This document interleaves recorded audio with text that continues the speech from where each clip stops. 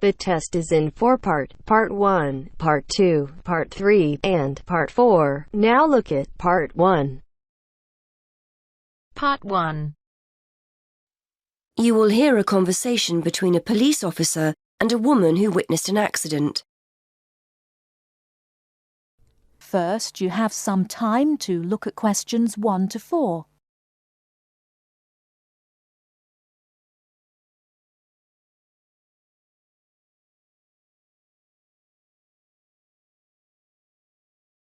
Now we shall begin.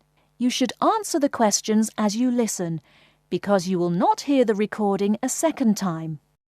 Listen carefully and answer questions 1 to 4.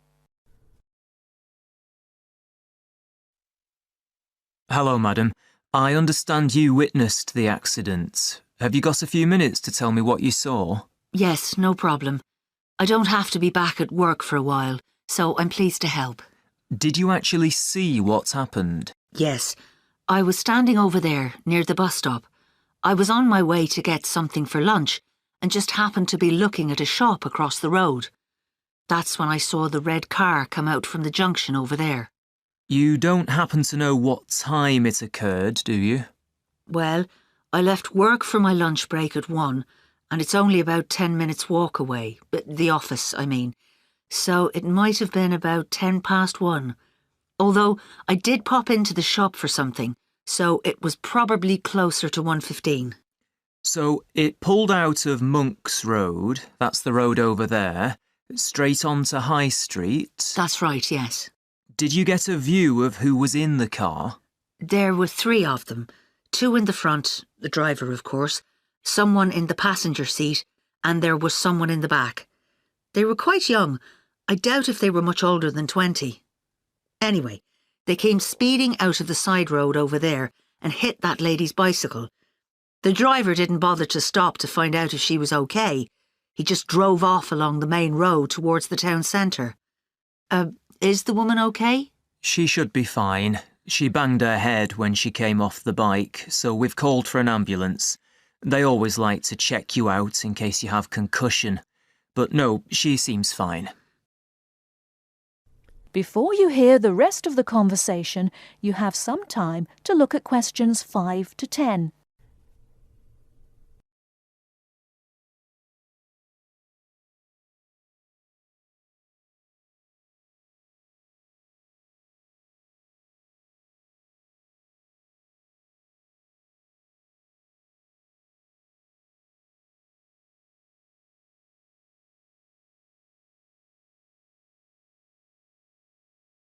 Now listen and answer questions 5 to 10. The bike doesn't look too good, though. I don't think she'll be using that again. I suppose she was very lucky, really. If they'd hit her instead of the front wheel, she could have been seriously injured. It looked like they were just in a hurry and didn't want to stop at the junction. I know the traffic lights aren't working there, so perhaps they thought they could just pull out. Could you give me a description of the car? Do you know the make and model? Well, I'm not very good with cars, but I'm pretty sure it was the same model as my husband's car, a Ford Fiesta. It was red, like I said, and quite old, and the door on the driver's side was damaged. It looked like it had been in another accident some time ago. I don't suppose you had a chance to take down the registration number, did you? I did, actually. Let me see. Y48BYW. Will that help you trace them? That's really helpful. It depends. It might be a stolen car, but at least we'll be able to trace the owner. If it wasn't stolen, then yes, we'll be able to find out the name of the driver.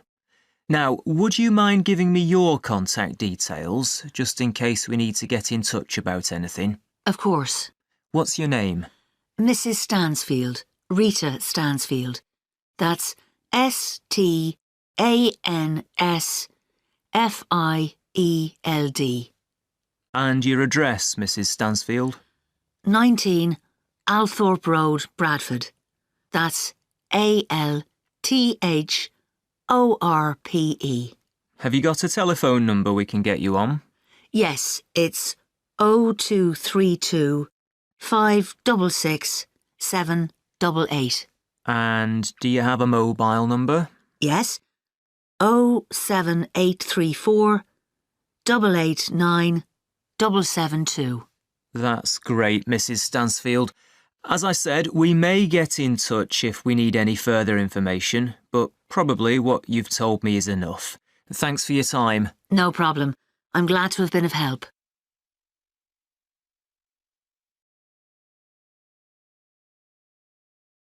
That is the end of part 1. You now have half a minute to check your answers.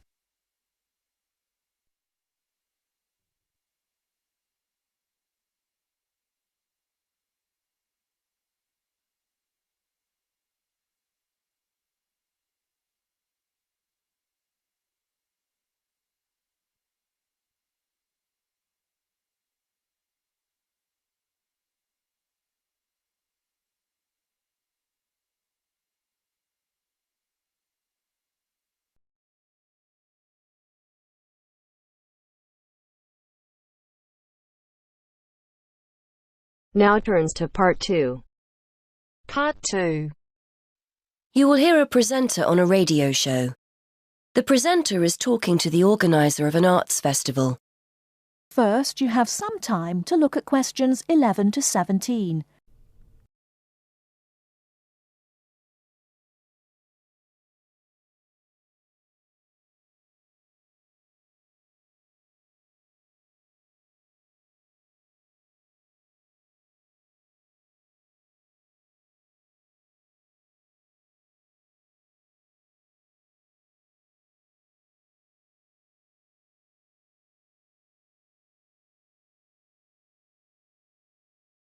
Now, listen carefully and answer questions 11 to 17.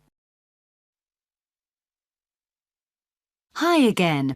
I'm joined today by Ben Knightley from the Media and Arts Centre. He's here to tell us about the launch of the city's Arts Festival. Hi, Ben. This year has a particular focus, doesn't it? It does, yes. This year, we want to encourage more people who would not normally describe themselves as being creative to get involved with some of our many events and workshops. Not simply turning up as spectators, but to get involved themselves, to get their hands dirty, as it were. There's such a wide offering this year that I'm sure we'll have something to suit all tastes. You were telling me earlier how beneficial being creative can be for us. Absolutely. I recently attended a drawing workshop and, even if I do say so myself, came away with a very good sketch I'd done. But what was particularly surprising for me was my feeling of pride and joy when I looked at the sketch again and showed it to the family. It really took me back to the feelings I had as a youngster when I'd made something. I realised that, even as an adult, we can get just as much pleasure and happiness from creative activity. Actually, research has shown that the more we allow ourselves to be creative, the happier we feel. And the more positive our frame of mind, the more creative and the more curious we become about the world we live in. Well, you've certainly persuaded me. So what kind of events can we look forward to? We want to try and include as wide a range of people as possible this year, from people already involved in the creative arts through to elderly people who haven't been creative in years. So, for example, we're inviting people in the creative industries who occasionally suffer from writer's block to join us on one of our creative walks. Walking has been proved to aid creative thinking, and we're running a series of walks during the spring and summer around some of the many beauty spots in and around the city. Then there's our knitting programme. We're working with schools in the area to invite grandparents in to teach kids how to knit. It's a great opportunity to bridge the generation gap and rekindle that interest in knitting you may have forgotten about. We also aim to inspire and support people without jobs through a series of free courses, starting with creative writing workshops. These courses will give them an insight into the basic ingredients of a good short story and help participants get their ideas into shape. And for anyone out there who is looking for the chance to explore their creative side, come along to our printmaking workshops. You'll have the chance to study some fantastic prints by local artists, explore different print processes, and take home a print of your own to hang on a wall. Before you hear the rest of the radio show, you have some time to look at questions 18 to 20.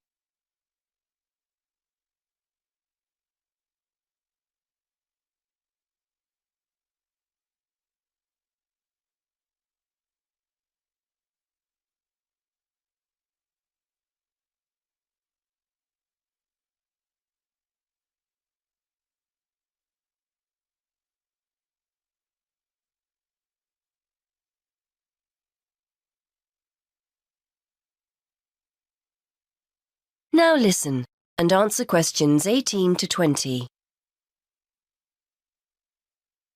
Excellent. So how do we go about getting involved? If anyone is interested in joining one of these sessions, it's important that you contact us first, as places need to be booked beforehand. We ran similar sessions last year and demand was high. As I said previously, there's no charge for any of the workshops, and materials, where appropriate, will be provided on the day. You can get further information on our website, and if you don't have access to the internet, call us on 514-2261. The booking office is open Monday to Friday from 9 to 5, but closes early on a Saturday at 12:30. Many thanks, Ben.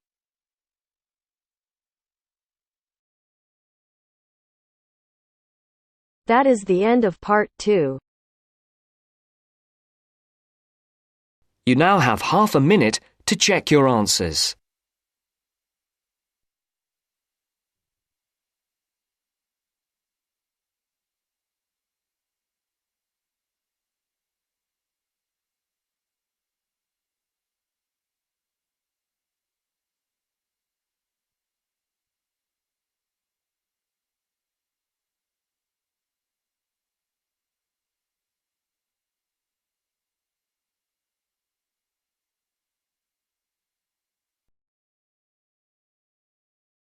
Now turns to part 3.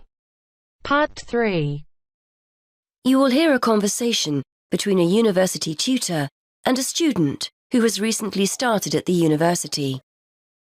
First, you have some time to look at questions 21 to 25.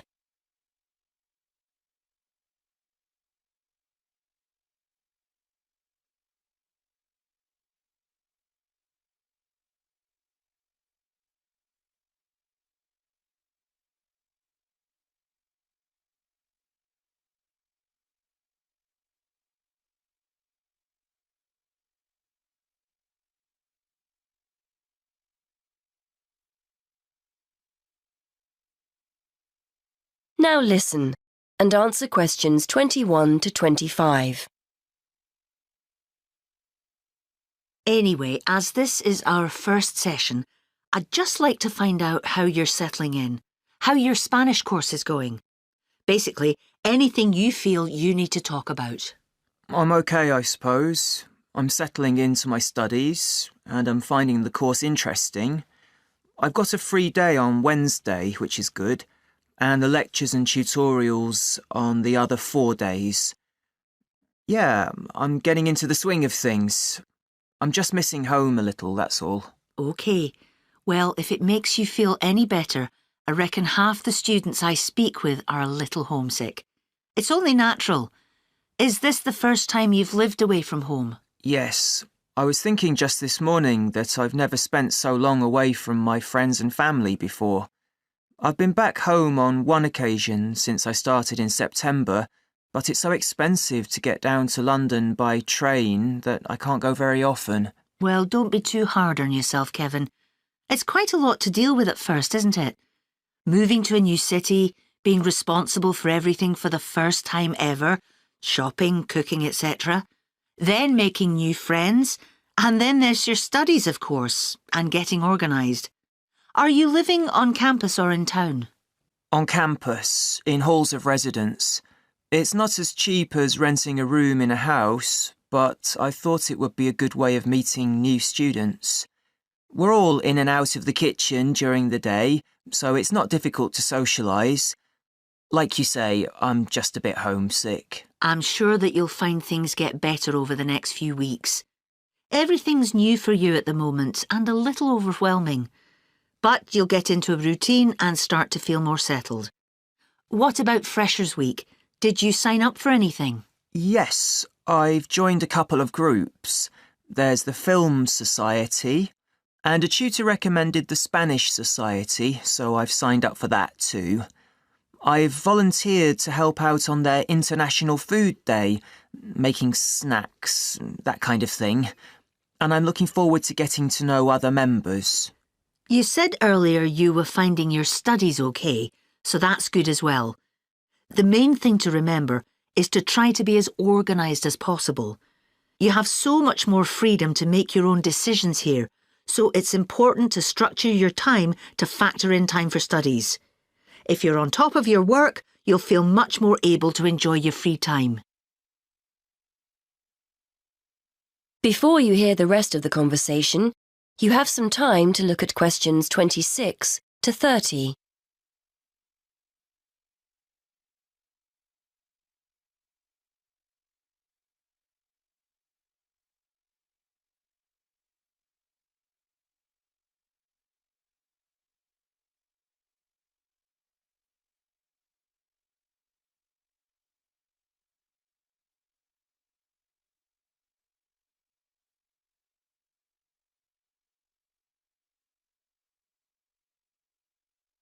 Now listen and answer questions 26 to 30. I was hoping you could help me with my essay writing. I seem to be spending ages writing and rewriting essays and, well... The best bet is for you to sign up to the University Writing Tutorial Service. They have people who are in place to support students specifically with these problems. To join, just fill in the application form and give them a sample of your work. Brilliant. I didn't know anything about that. Can I give them one of my essays to look at? They won't give you feedback on a complete essay, I'm afraid, as they may not be subject experts. It's really aimed at developing your academic writing skills. Ideally, you should write something between 1,000 to 1,500 words. If you find their page on the university website, they've got a list of general topics you can try. So, do I just turn up, or do I need to make an appointment? I've got an essay deadline coming up soon, so I'd like to get help as soon as possible. You'll need to arrange an appointment. The first step is to sign up for the service. Download the application form and essay title from the webpage. Don't forget to state when you're available for tutorials on the form. Email the essay and form to the team and they'll get back to you with an appointment time. It usually takes about 1 week from when they first receive your essay to arrange an appointment. You're usually given 1 tutorial a term, but they may offer you further sessions if they think you need them. OK, I'll do that. Thanks for your help.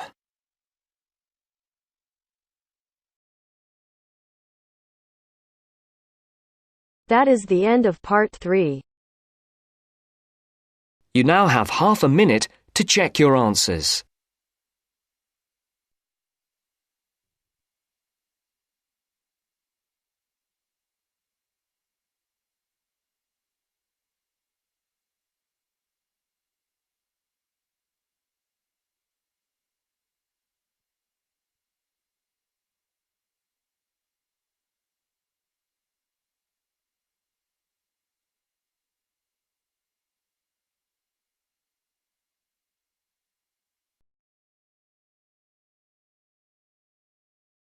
Now turns to part 4.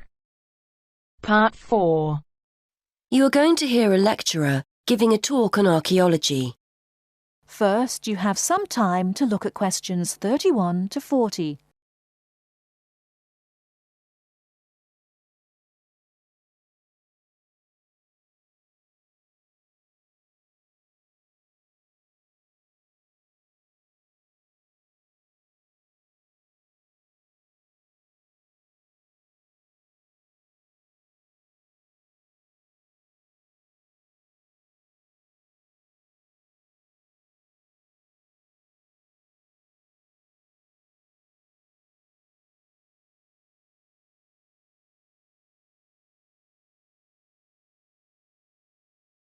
Now listen carefully and answer questions 31 to 40. Many thanks for inviting me along today to talk to you about the results of some very interesting recent archaeological research. The saying, "you are what you eat," is often applied to present-day dietary advice. Certainly, our bodies will show evidence of whether we eat healthily or live on fast food and takeaways. This can be particularly useful in archaeological research. Through a careful analysis of the ancient bones of our ancestors, we can tell a great deal about their diet and the way they lived. I'd like to talk to you today about some research into the early settlers of some remote tropical islands in the Pacific. When these people travelled to these new lands 3,000 years ago, they had to bring along all the resources they needed for survival, including food, plants and animals from their original homes. One such group were the Lapita people, who were early settlers of remote Oceania, several islands in the Pacific. When the Lapita set sail for the island Vanuatu, they brought with them domestic animals and crop plants. This allowed them to settle in an area where no humans had previously lived and that had limited natural resources. Archaeologists have been keen to discover to what extent these settlers and their domestic animals relied on the resources they'd brought with them compared to the native plants and animals they found on the island. In order to try and understand the diet and lives of the Lapita people, archaeologists analysed the chemical composition of the bones of 50 adults excavated from the Lapita cemetery on Efate Island, Vanuatu. Depending on what we eat, we consume varying amounts of carbon, nitrogen and sulphur. As these chemical elements are ultimately deposited in our bones, the amounts or ratios of each one can provide a sort of dietary signature. For instance, plants incorporate nitrogen into their tissues, and as animals eat plants and other animals, nitrogen builds up in their own system. The presence of different ratios of chemical elements may show whether a human or an animal ate plants, animals, or both. Carbon and sulphur ratios offer another clue to diet. Carbon ratios, for example, differ between land and water organisms, as do sulphur ratios, the values of which are much higher in aquatic organisms compared to land-based organisms. As well as examining the settlers' bones, scientists carried out a comprehensive analysis of the chemical elements found in the settlers' likely food sources. This included modern and ancient plants and animals. They found that early Lapita inhabitants of Vanuatu may have searched for food rather than relying entirely on food they'd grown themselves during the early stages of colonization. In the longer term, they probably did grow and consume food from the resources they'd brought with them, but early on, they appear to have relied as much on a mixture of fish, marine turtles and fruit bats, as well as their own domestic land animals. They also provide clues to the culture of the settlers. For one thing, males had much higher nitrogen levels compared to females, which indicates greater access to meat. This difference in food consumption may support the hypothesis that Lapita societies were ranked in some way, or it may suggest dietary differences associated with the work people were involved in. Additionally, the archaeologists analysed ancient pig and chicken bones and found that carbon levels in the settlers' domestic animals indicated that they were eating a diet mainly of plants. However, their nitrogen levels indicate that they may also have roamed freely, eating food such as insects. This would have allowed the Lapita people to keep food resources that were in short supply for themselves, rather than feeding them to their domestic animals.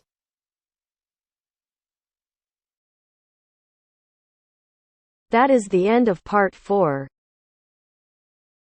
You now have half a minute to check your answers.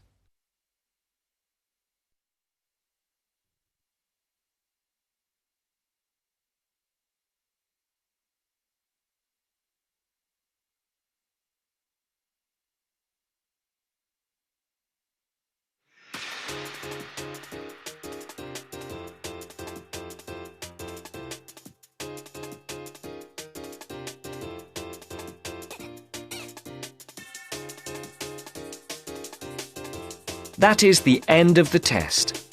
You now have 10 minutes to transfer your answers to your Ielts listening answer sheet.